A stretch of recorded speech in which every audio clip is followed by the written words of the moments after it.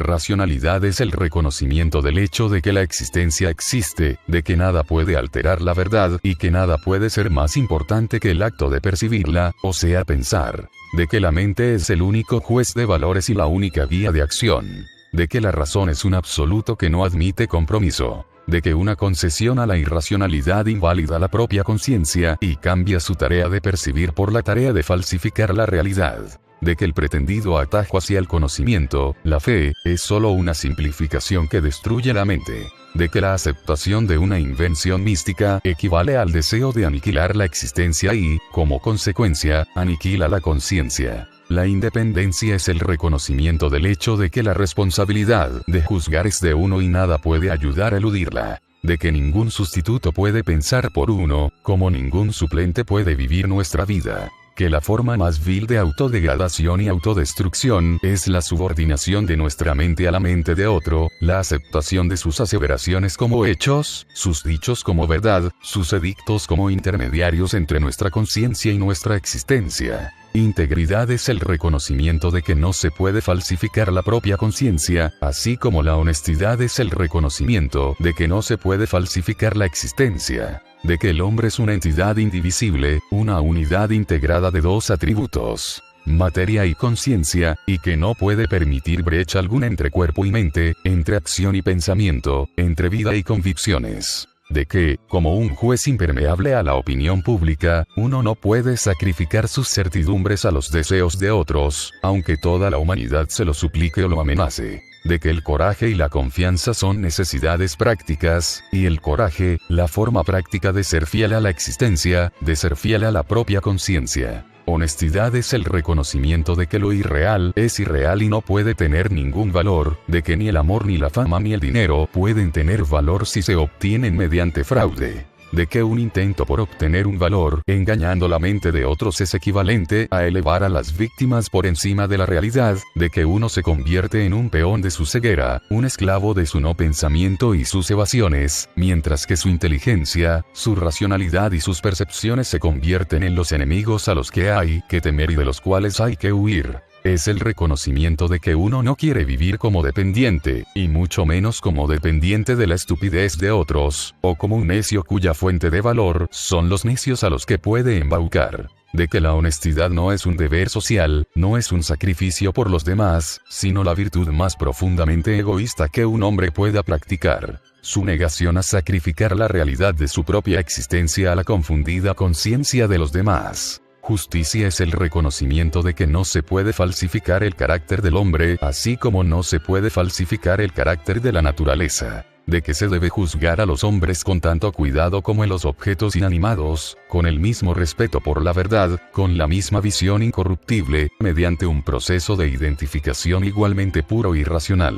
De que cada hombre debe ser juzgado por lo que es, y tratado en consecuencia. De que, así como uno no paga un precio más alto por un pedazo herrumbrado de chatarra que por una pieza de metal precioso, no puede valorizarse a un corrupto más que a un héroe. De que la evaluación moral es la moneda con que se paga a los hombres por sus virtudes o por sus vicios, y ese pago nos exige un honor tan escrupuloso como el que se utiliza en las transacciones financieras. De que negar el desprecio hacia los vicios es un acto de falsificación moral, así como negar la admiración por las virtudes es un acto de defraudación moral. De que colocar cualquier otra consideración por encima de la justicia es devaluar el circulante moral y defraudar al bien en favor del mal, dado que con la falta de justicia solo los buenos pueden perder y solo los malos pueden beneficiarse. Y de que el fondo del pozo al final de ese camino, el último acto de bancarrota moral, es castigar a los hombres por sus virtudes y premiarlos por sus vicios.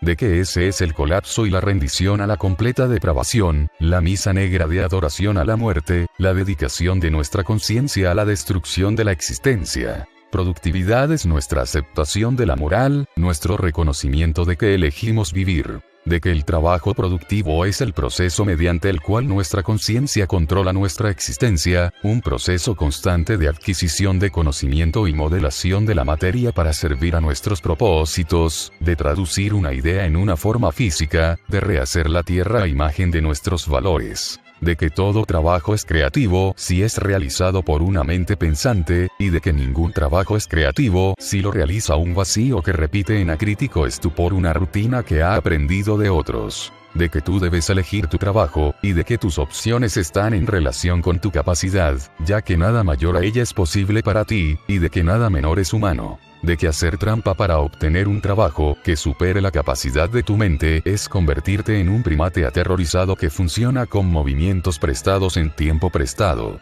Y de que conformarse con un trabajo que requiere menos que la plena capacidad de tu mente es apagar tu motor y sentenciarte a la decadencia. De que nuestro trabajo es el proceso de alcanzar nuestros valores, y de que perder nuestra ambición por los valores es perder nuestra ambición de vivir. De que nuestro cuerpo es una máquina, pero nuestra mente es su conductor, y se debe conducir tan lejos como nos lleve nuestra mente, con la autorrealización como objetivo de nuestro camino. De que el hombre que no tiene propósito es una máquina que rueda cuesta abajo a merced de cualquier piedra que lo desbarranque. De que el hombre que suprime a su mente es una máquina detenida que se oxida lentamente. De que el hombre que permite que un líder le indique el rumbo no es más que chatarra remolcada hacia una pila de chatarra, y de que el hombre que convierte a otro hombre en su meta es una persona que pide que la trasladen y a quien ningún conductor debería llevar. De que nuestro trabajo es el propósito de nuestra vida, y de que debemos arrollar a cualquier asesino que se crea con el derecho de detenernos.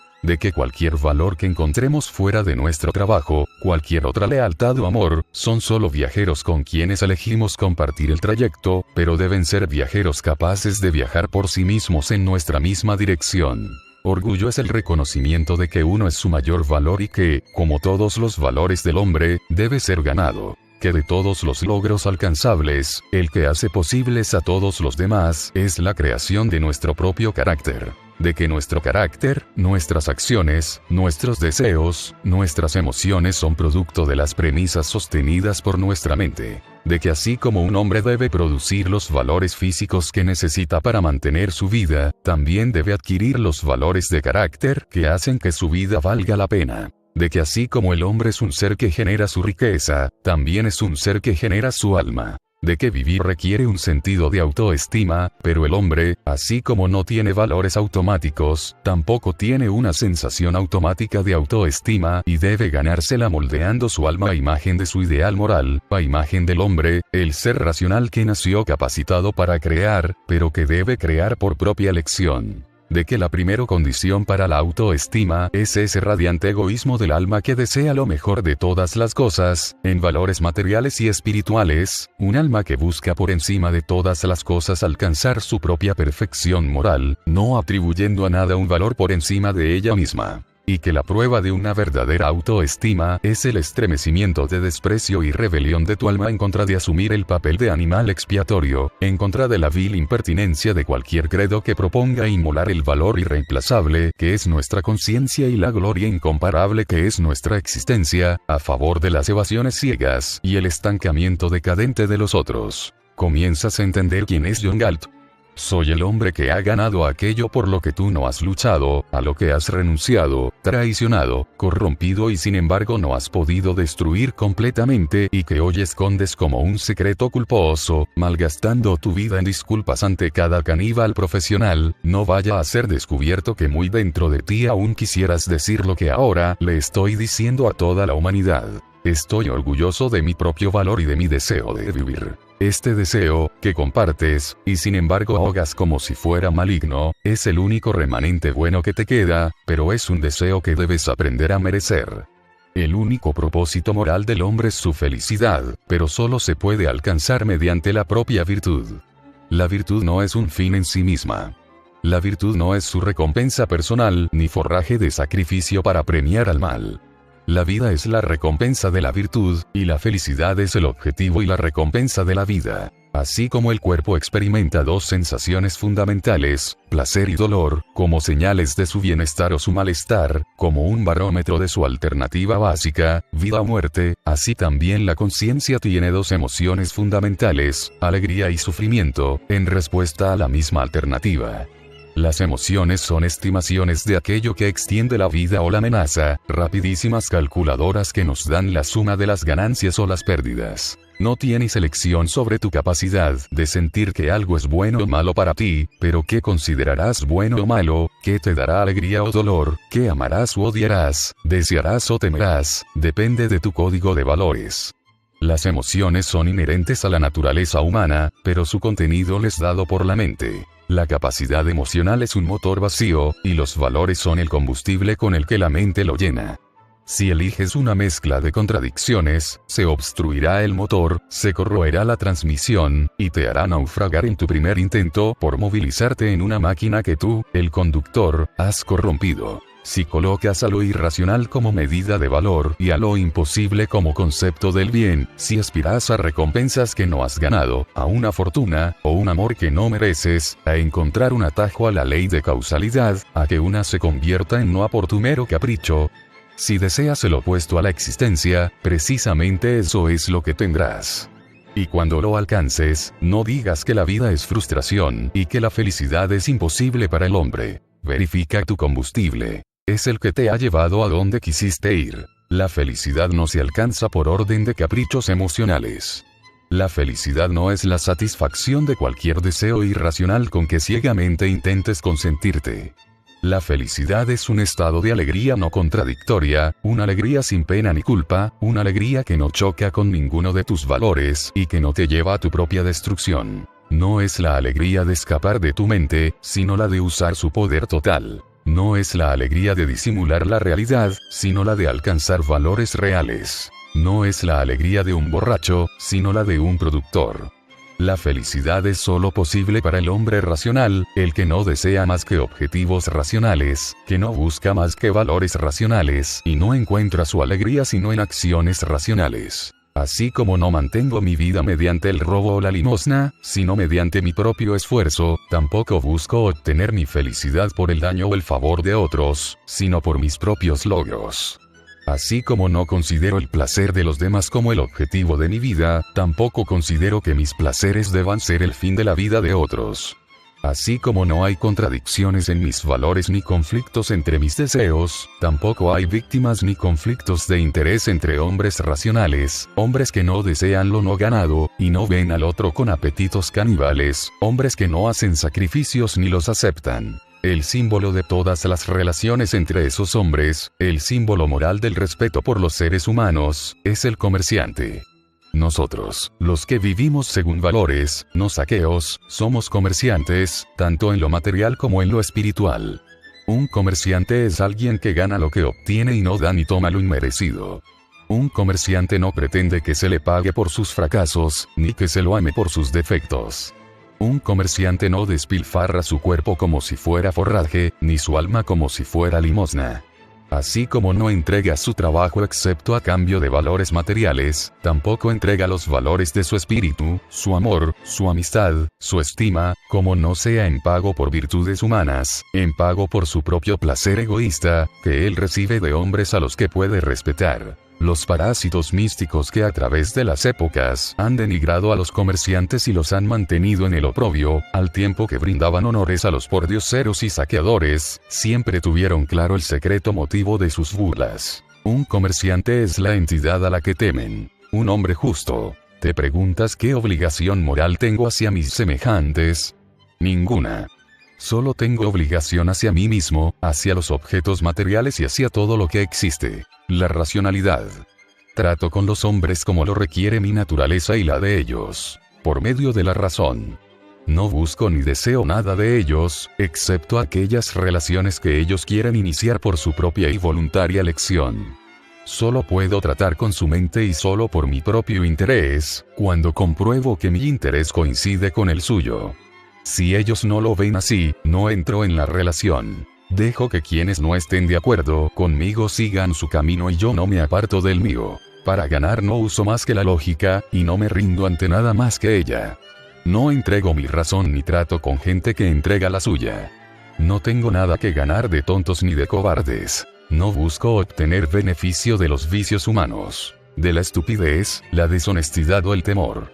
El único valor que se me puede ofrecer es el trabajo de la mente. Cuando estoy en desacuerdo con un hombre racional, dejo que la realidad sea nuestro árbitro final. Si yo estoy en lo cierto, él aprenderá. Si estoy equivocado, seré yo quien aprenda. Uno de los dos ganará, pero los dos nos beneficiaremos. Hay un acto maligno que no está abierto a ninguna controversia. El acto que nadie puede cometer contra otros, y ningún hombre puede admitir o perdonar. Mientras los hombres deseen vivir en conjunto, ningún hombre puede iniciar, ¿me escuchas? Ningún hombre puede iniciar el uso de la fuerza física contra otros. Interponer la amenaza de destrucción física entre un hombre y su percepción de la realidad es negar y paralizar sus medios de supervivencia. Forzarlo a actuar contra su propio juicio, es como forzarlo a actuar contra su propio sentido de la visión. Quien quiera que, por cualquier causa o finalidad, inicie el uso de la fuerza, es un asesino que actúa bajo una premisa de muerte más amplia que el asesinato. La premisa de destruir la capacidad humana para la vida. No abras tu boca para decirme que tu mente te ha convencido de tu derecho a forzar mi mente.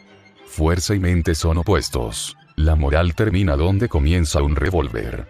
Cuando declaras que los hombres son animales irracionales y propones tratarlos como tales, defines tu propio carácter y quedas inhabilitado para reclamar la confirmación de la razón, tal como no la puede reclamar ningún defensor de contradicciones.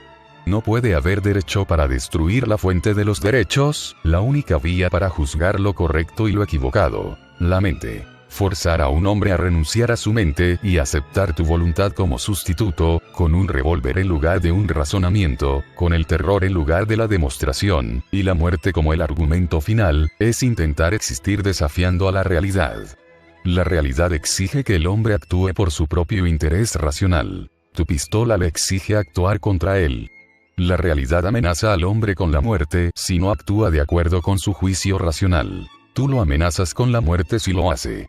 Tú lo pones en un mundo en el que el precio por su vida es la renuncia a todas las virtudes requeridas para la vida, y la muerte mediante un proceso de destrucción gradual es todo lo que tú y tu sistema obtendrán, cuando la muerte se convierte en el poder reinante, el argumento ganador en una sociedad humana. Ya sea un asaltante de caminos que enfrenta a un viajero con el ultimátum, la bolsa o la vida, o un político que enfrenta a un país con el ultimátum. La educación de tus hijos o tu vida, el verdadero significado de la intimación es tu mente o tu vida, pero para el hombre no es posible una sin la otra. Si el mal tiene grados, es difícil decir quién es peor. El bruto que asume el derecho de forzar la mente de otros, o el degenerado moral que les permite a otros el derecho de forzar su mente.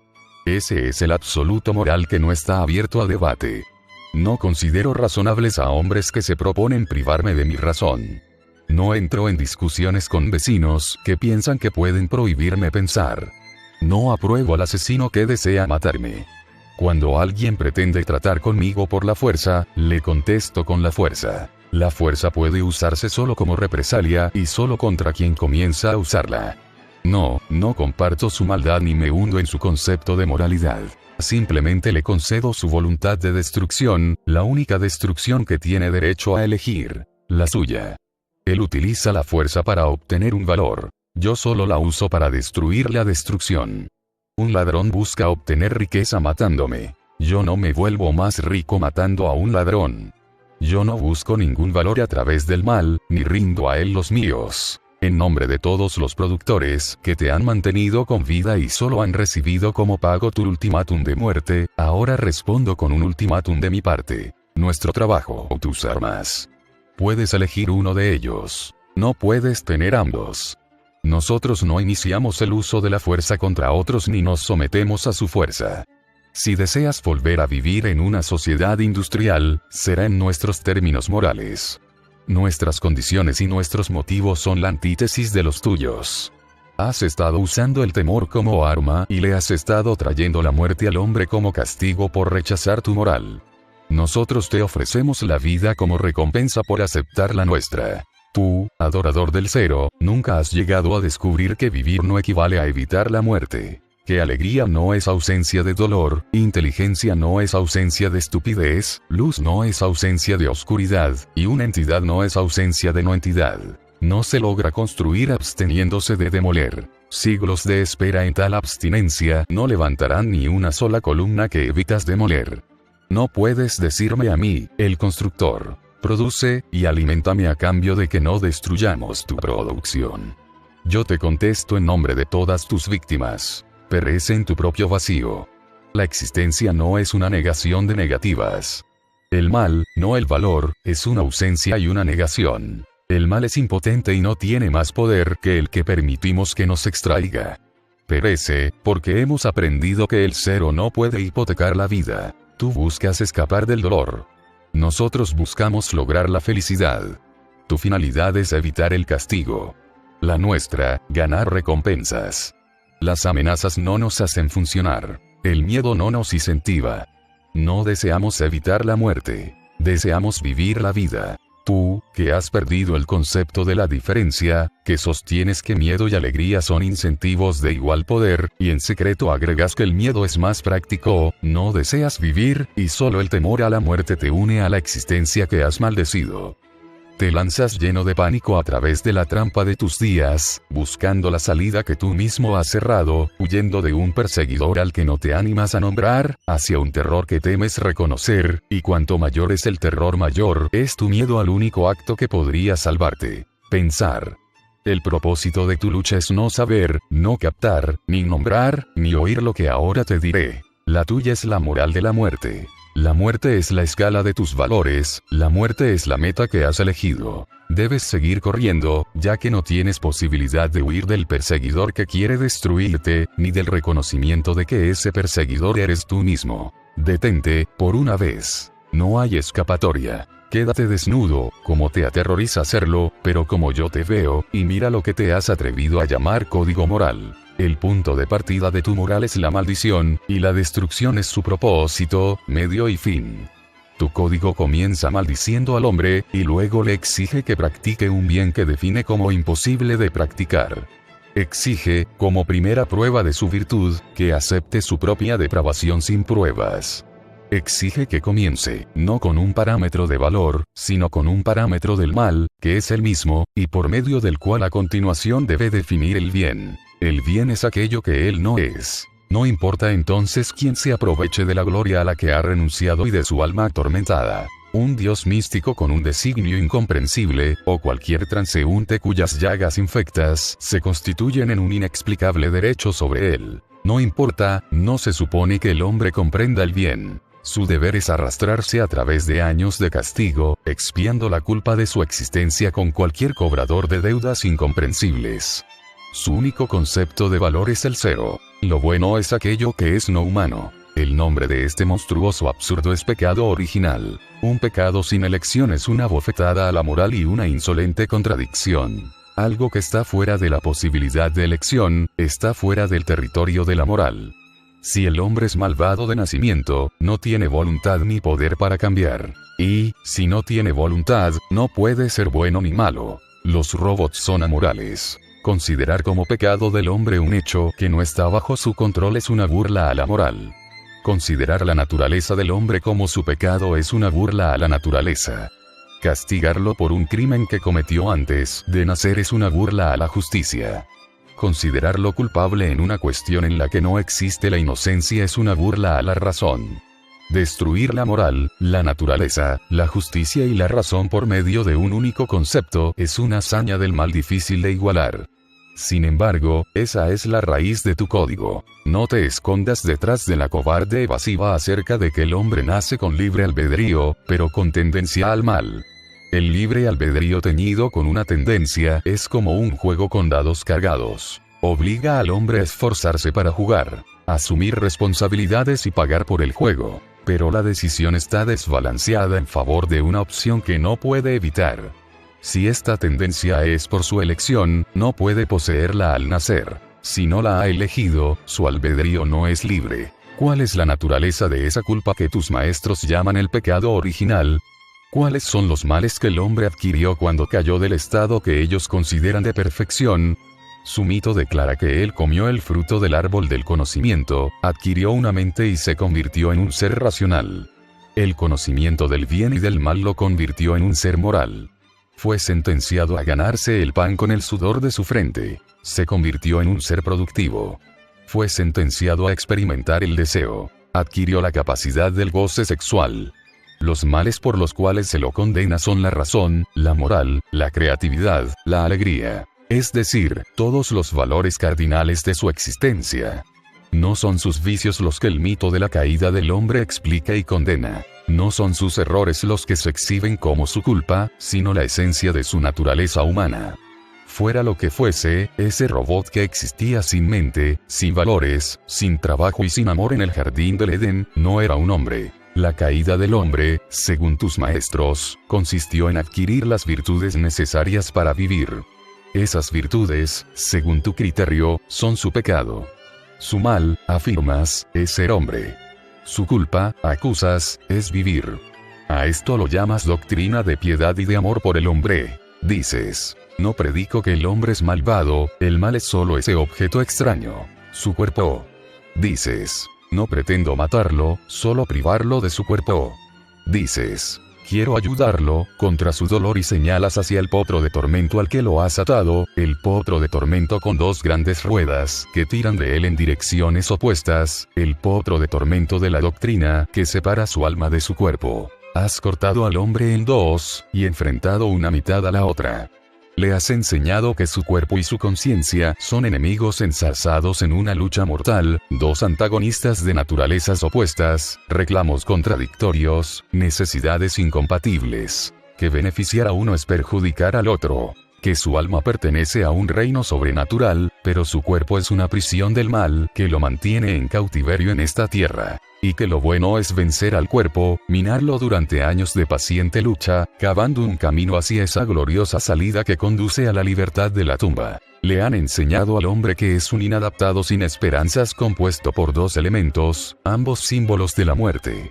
Un cuerpo sin un alma es un cadáver, un alma sin un cuerpo es un fantasma. Sin embargo, esa es tu imagen de la naturaleza humana. El campo de batalla de un conflicto entre un cadáver y un cadáver agraciado con una especie de maligna libertad de elección y un fantasma agraciado con el conocimiento de que todo lo conocido por el hombre es inexistente, que solo existe lo no cognoscible. ¿Te das cuenta de cuál es la facultad humana que dicha doctrina fue diseñada para negar?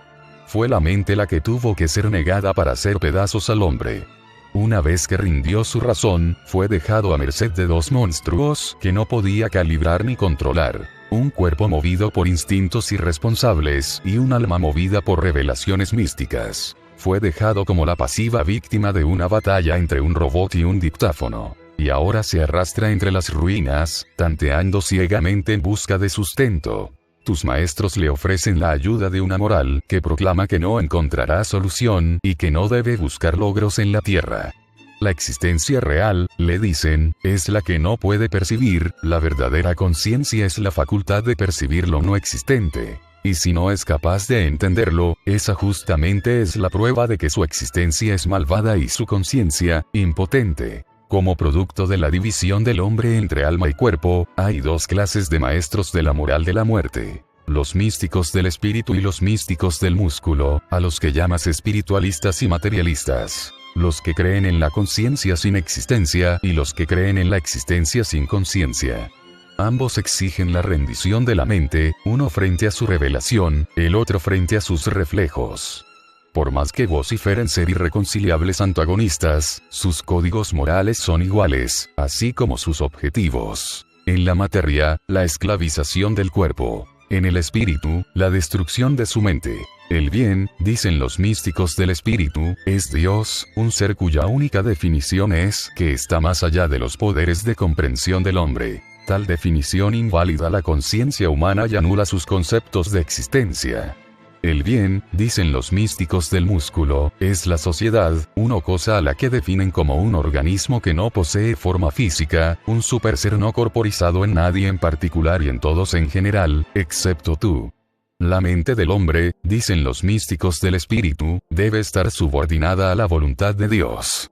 La mente del hombre, dicen los místicos del músculo, debe ser subordinada a la voluntad de la sociedad. La medida del valor del hombre, dicen los místicos del espíritu, es la gloria de Dios, cuyos parámetros están por encima del poder de comprensión humano y deben ser aceptados por la fe. La medida del valor del hombre, dicen los místicos del músculo, es el placer de la sociedad, cuyos parámetros están por encima del derecho de juicio humano y deben ser obedecidos como principios absolutos. El propósito de la vida del hombre, dicen ambos, es convertirse en un zombie abyecto al servicio de una intención que no conoce, por razones que no debe cuestionar. Su recompensa, dicen los místicos del espíritu, le será dada más allá de la tumba.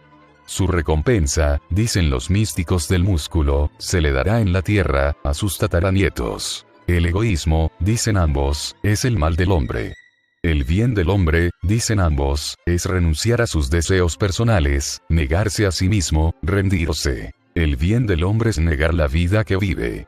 El sacrificio, sostienen los dos, es la esencia de la moral, la mayor virtud que el hombre puede alcanzar. Si eres víctima, no victimario. Te estoy hablando frente al lecho de muerte de tu mente, al borde de esas tinieblas en las que te estás ahogando. Si aún queda dentro de ti el poder para intentar aferrarte a esos débiles chispazos que restan de lo que alguna vez has sido, úsalo ahora. La palabra que te ha destruido es sacrificio. Usa tus últimas fuerzas para comprender su significado.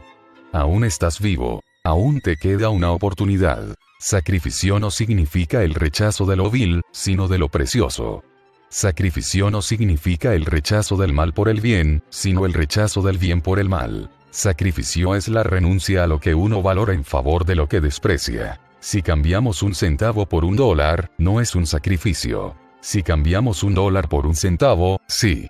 Si aprendemos una profesión, luego de años de lucha, no es un sacrificio. Si luego renunciamos a ella en favor de otra que nos resulta menos satisfactoria, sí lo es. Si poseemos una botella de leche y se la damos a nuestro hijo hambriento, no es un sacrificio. Si se la damos al hijo del vecino y dejamos que el nuestro muera, sí lo es. Si damos dinero para ayudar a un amigo, no es un sacrificio. Si se lo damos a un desconocido que no nos importa, sí lo es.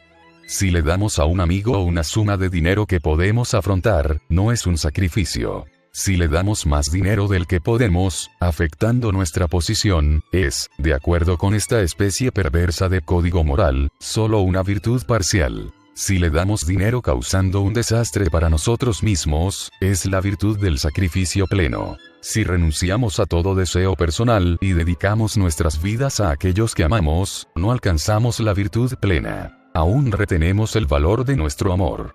Si dedicamos nuestra vida a desconocidos al azar, ese es un acto de mayor virtud.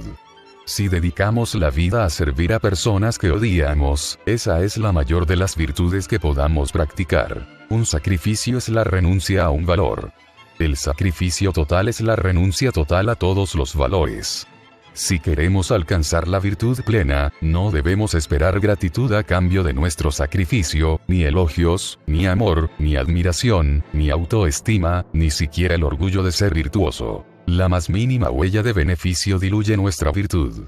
Si seguimos un curso de acción que no contamina nuestra vida con ninguna alegría, que no nos aporta ningún valor en especie, ni en espíritu, ninguna ganancia, ninguna recompensa, si alcanzamos ese estado de cero absoluto, habremos alcanzado el ideal de perfección moral según el código del sacrificio. Te han dicho que la perfección moral es imposible para el hombre y, según tus parámetros, así es.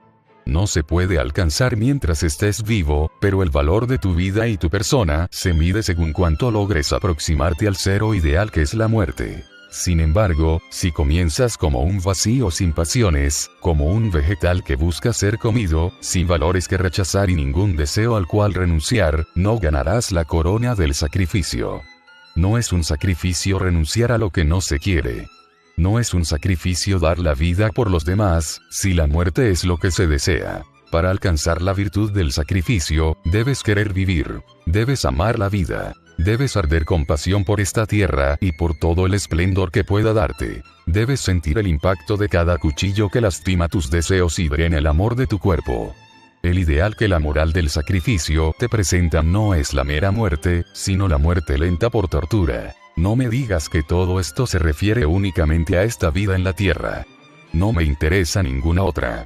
Y a ti tampoco. Si quieres salvar lo último de tu dignidad, no llames sacrificio a tus mejores acciones. Esa designación te convierte en un inmoral.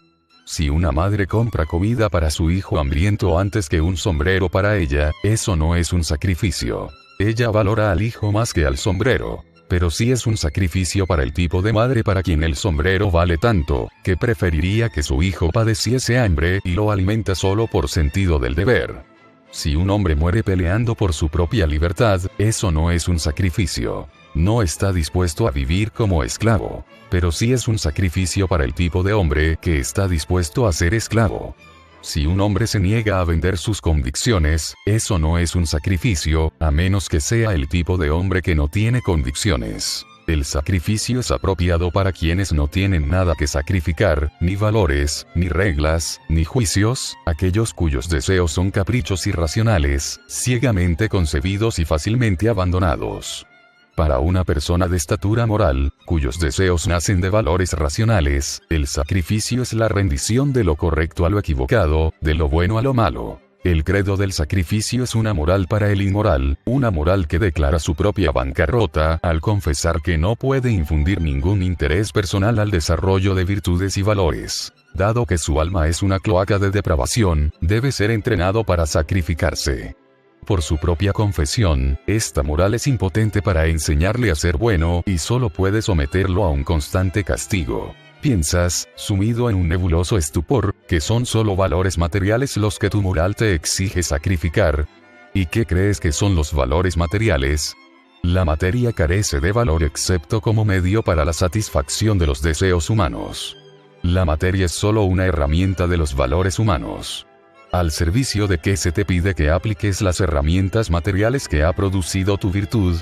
Al servicio de aquello que tú mismo consideras malo, a un principio que no compartes, a una persona que no respetas, al logro de un propósito opuesto al tuyo. De otra forma, tu ofrenda no es un sacrificio.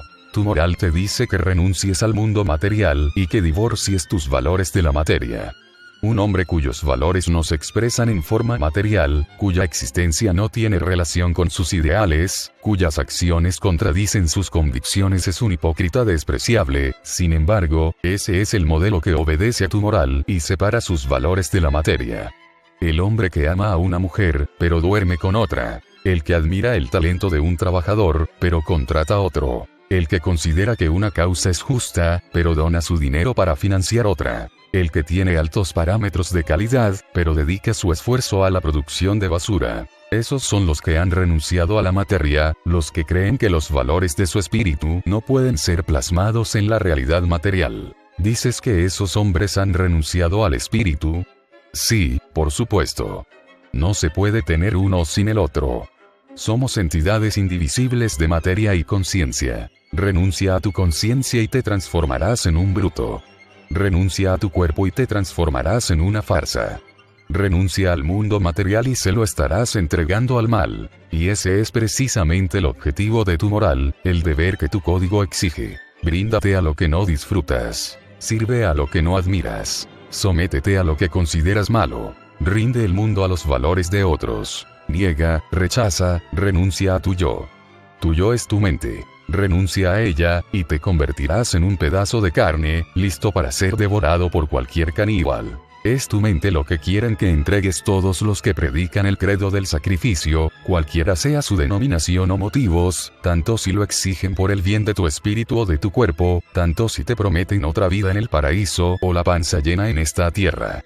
Los que empiezan diciendo: es egoísta perseguir tus propios deseos, debes sacrificarlos por los deseos de otros, terminan: es egoísta sostener tus propias convicciones, debes sacrificarlas por las convicciones de otros. Lo cierto es que lo más egoísta que existe es la mente independiente, que no reconoce autoridad alguna por encima de sí misma, ni valor mayor que su propio juicio de verdad.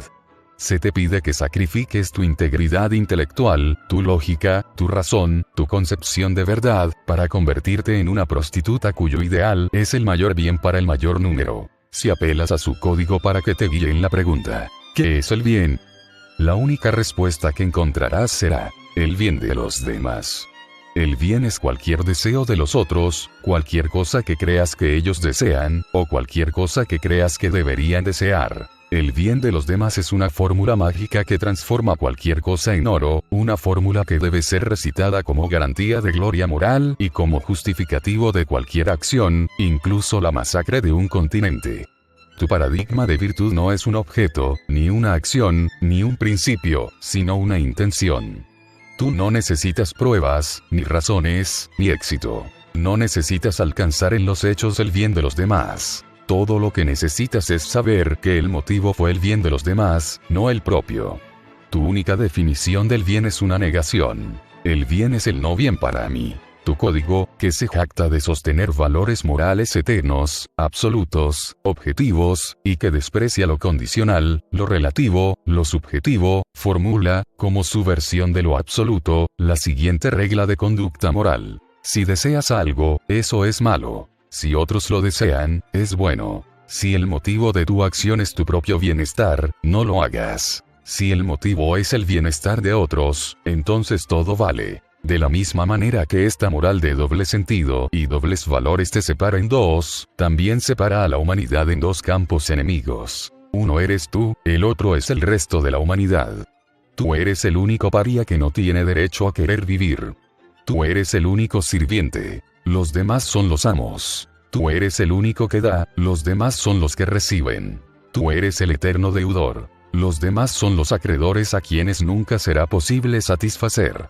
No debes cuestionar su derecho a tu sacrificio, ni la naturaleza de sus deseos y sus necesidades. Su derecho les ha sido conferido por una negación, por el hecho de que ellos son no tú. Si te haces preguntas, tu código te brinda un premio consuelo, y a la vez una trampa. Es por tu propia felicidad, dice, que debes servir a la felicidad de otros. La única forma de alcanzar tu dicha es cedérsela a otros. La única forma de alcanzar tu prosperidad es entregar tu fortuna a otros. La única forma de proteger tu vida es proteger a todos excepto a ti mismo, y si no encuentras felicidad en este proceder, es tu culpa y prueba de tu maldad. Si fueras bueno, encontrarías felicidad brindando un banquete a los otros, y tu dignidad subsistiendo gracias a las migajas que ellos te arrojen. Pero tú, que no tienes escala de autoestima, aceptas la culpa y no te atreves a hacer preguntas. Conoces la respuesta implícita, aunque rehusas admitir lo que ves. La premisa oculta que mueve tu mundo. Lo sabes, no como una declaración honesta, sino como una oscura incomodidad interior, mientras vacilas torpemente entre el engaño culposo y la práctica a regañadientes de un principio demasiado vil para ser nombrado. Yo, que no acepto lo no ganado, ni en valores ni en culpa, estoy aquí para hacer las preguntas que evades. Porque es moral servir a la felicidad ajena, pero no a la propia. Si el goce es un valor, porque es moral cuando lo experimentan otros e inmoral cuando lo experimentas tú mismo. Si la sensación de comer un pastel es un valor, porque es inmoral en tu estómago, pero moral en el estómago de otros. Porque es inmoral para ti desear, pero moral si lo hacen otros. Porque es inmoral producir un valor y conservarlo, pero es moral regalarlo. Y si no es moral que conserves ese valor, porque es moral que otros lo acepten. Si uno es generoso y virtuoso al darlo, ¿no son ellos egoístas y viciosos al aceptarlo? ¿Acaso la virtud consiste en servir al vicio? La autoinmolación en beneficio de los malvados es el propósito moral de los buenos. La respuesta que eludes, la respuesta monstruosa es: no, los que reciben no son malvados, siempre y cuando no hayan ganado el valor que les das. No es inmoral para ellos aceptarlo, siempre y cuando sean incapaces de producirlo, incapaces de merecerlo, incapaces de darte ningún valor a cambio. No es inmoral para ellos disfrutarlo, siempre y cuando no lo obtengan por derecho. Ese es el núcleo secreto de tu credo, la otra mitad de tu doble escala. Es inmoral vivir por tu propio esfuerzo, pero es moral vivir por el esfuerzo de otros. Es inmoral consumir tu propio producto, pero es moral consumir el producto de otros. Es inmoral ganar, pero es moral vivir a costa de los demás. Los parásitos son la justificación moral para la existencia de los productores, pero la existencia de los parásitos es un fin en sí misma. Es malo obtener ganancias mediante logros, pero es bueno beneficiarse del sacrificio ajeno. Es malo construir la propia felicidad, pero es bueno disfrutarla al precio de la sangre ajena. Tu código divide a la humanidad en dos castas, y te ordena vivir según reglas opuestas. Aquellos que pueden desearlo todo y aquellos que no pueden desear nada, los elegidos y los condenados, los pasajeros y los conductores, los que comen y los que son comidos. ¿Qué parámetro determina tu casta? ¿Qué clave te permite el ingreso a la élite moral? La clave es la ausencia de valor. Sea cual fuere el valor de que se trate, es su falta lo que te otorga un derecho sobre los que lo tienen. Es tu necesidad lo que te da derecho a reclamar recompensas. Si eres capaz de satisfacer tu necesidad, tu habilidad anula tu derecho a satisfacerla. Pero una necesidad que eres incapaz de satisfacer te da un derecho fundamental sobre las vidas de otros. Si tienes éxito, algún fracasado será tu dueño. Si fracasas, algún triunfador será tu siervo. Tanto si tu fracaso es justo como si no lo es, tanto si tus deseos son racionales como si no lo son, tanto si tu infortunio es inmerecido como si es el resultado de tus vicios, es justamente este infortunio lo que te da derecho a recompensas. Es el sufrimiento, independientemente de su naturaleza o causa, el sufrimiento como acción absoluto, lo que te da una hipoteca sobre todo lo que existe. Si curas tu sufrimiento mediante tu propio esfuerzo, no recibirás ningún crédito moral. Tu código lo desprecia como un acto de egoísmo. Cualquiera sea el valor que pretendes adquirir, sea riqueza, comida, amor, o derechos, si lo adquieres por medio de tu virtud, tu código no lo considera un acto moral. No le habrás ocasionado una pérdida a nadie, es comercio, no una limosna. Un pago, no un sacrificio. Lo merecido pertenece al mundo egoísta y comercial del beneficio mutuo. Solo lo inmerecido implica esa transacción moral que consiste en la ganancia para uno a costa del desastre para otro. Exigir recompensas por tu virtud es egoísta e inmoral. Es la falta de virtud lo que transforma esa exigencia en un derecho moral.